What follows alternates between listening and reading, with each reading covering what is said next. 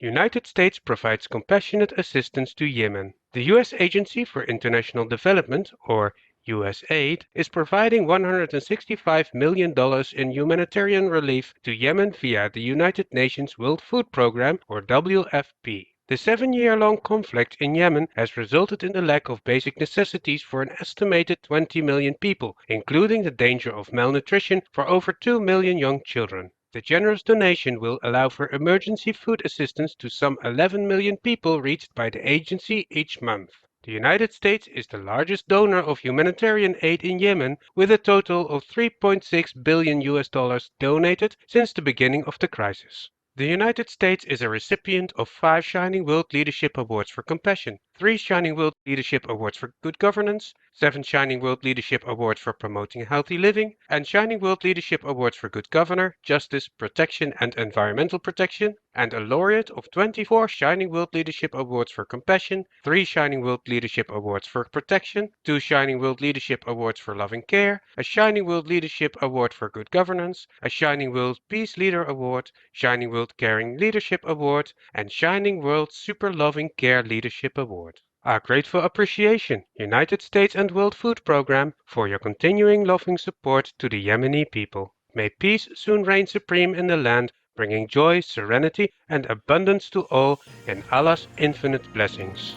Danish monitoring portal reports massive melting event in Greenland. Polar Portal, a site for tracking ice and climate in the Arctic, reported that the melt happened in Greenland on July 28, 2021. The alarming incident occurred when the island was experiencing a record high temperature of 19.8 degrees Celsius. According to the Danish government-funded portal, the melted ice, estimated at 22 gigatons, would be enough to cover Florida with 2 inches or 5.1 centimeters of water. Climate scientist Dr. Marco Tedesco of Columbia University in the United States said that this very high level of melting would be a very strong driver for an acceleration of future melting, as the darker ground underneath would absorb more sunlight rather than reflecting it. Soberly, Dr. Tedesco warned that sea level rise caused by meltwater would be a huge problem for populations living in coastal cities. Many thanks, Polar Portal and Dr. Marco Tedesco, for your vital warnings. For the survival of all beings, may humanity quickly transition to a vegan world to cool down planet Earth in divine light. United Kingdom company to use vegetable oil as green fuel for trains. The country's largest rail firm, DB Cargo, is implementing technologies to allow one of its trains to run on hydro-treated waste vegetable oil, or HVO fuel, which has 90% lower emissions compared to fossil fuel-derived diesel. DB Cargo will be transporting Toyota's British-made hybrid cars on the green train to Europe through the Channel Tunnel. On its return, it will bring Toyota vehicle imports into the UK.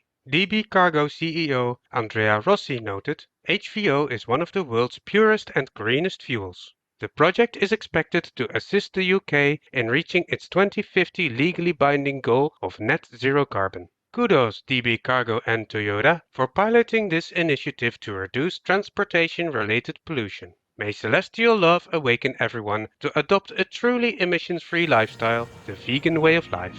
Homemade robot assists people with COVID.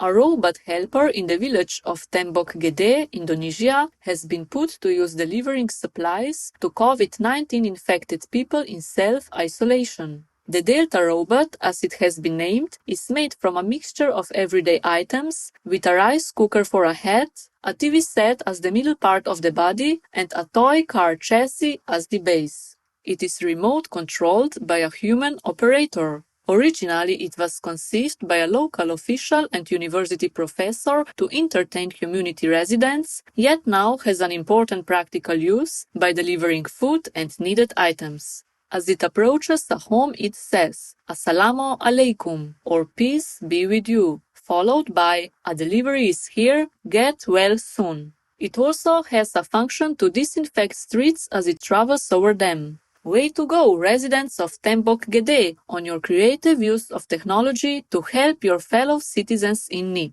May your nation soon emerge from the recent COVID wave to brighter days, in the benevolence of Allah.